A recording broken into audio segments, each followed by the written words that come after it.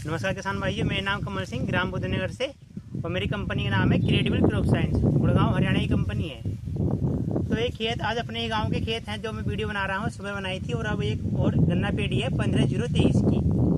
तो इस गन्ने में हमने अब से कम 25-30 दिन पहले इसमें इस तरीके का पायरिल्ला था, सुंडी थी, टोबर आ रहा था इसमें, तो ये छोटी भेदक कीट बोलते हैं। और पूरी पेड़ी छोटी छोटी पेड़ी थी, और जिसमें तितली की समस्या बहुत थी, पायरिल्ले की समस्या, क्योंकि उसके अंडे भी काफ़ी लग रखे थे। पत्ती की जो पिछली साइड होती है, नीचे पीछे की साइड, इस पर अंडे काफ़ी थे और काफ़ी हद पे इस पर पंछी था, तो पेड़ी बिल्कुल ख़राब हो रही थी।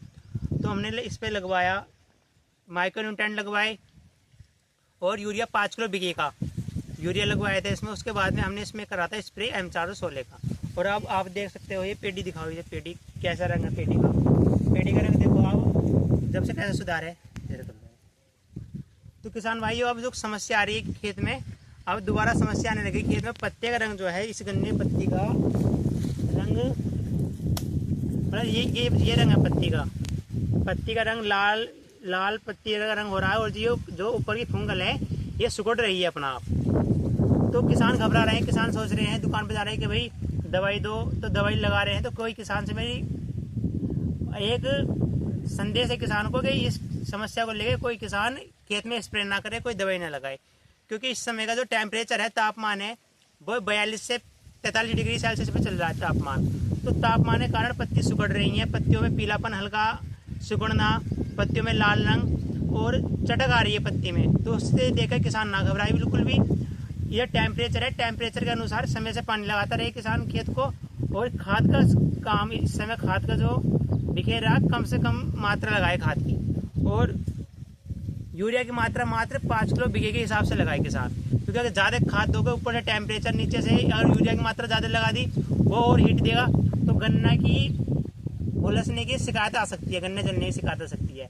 किसी खेत में आधी पत्ती जो पत्ती है, पत्ती का आधा भाग सफ़ेद हो रहा है बिल्कुल सूख कर, कि जैसे कोई फंगस लग गया खेत में। पर फंगस की कोई समस्या नहीं है, मेन समस्या जो है वो खेत में खाली तापमान की है। तो तापमान को लेकर किसान ना घबराए, समय से अपने खेत को पानी लगाते रहे। और ये किसान बताएंगे कि कंपनी प्रोडक्ट कब से लगाई इन्होंने और कैसा रिजल्ट मिला है इन्हें, ये किसान बताएंगे।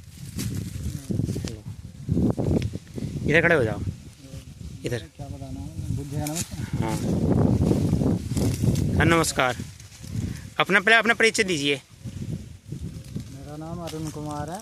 हाँ, गांव कौन सा है? बुद्धनगर। आपने इसमें कितने दिन पहले खाद लगाया था? 1 महीना हो गया। 1 महीना हो गया। तो ये पेड़ी जब अब रंग है इस पेड़ी का, अब से पहले कैसी हो रही थी पेड़ी? ये पीलापन हो रहा था सारा, ये पत्ते सब, और पेड़ी बढ़ भी नहीं रही थी, ऊपर को बढ़े भी नहीं थी, छोटी थी, नीचे ही रह गई थी। हाँ, गैठा सुंडी भी थी, सुंडी भी दिखाई थी तोड़ के हमने इसमें। सुंडी भी थी, तितली थी बहुत। और तब से आपने कीटनाशक में कौन सी दवाई यूज करी है हमारी कंपनी की?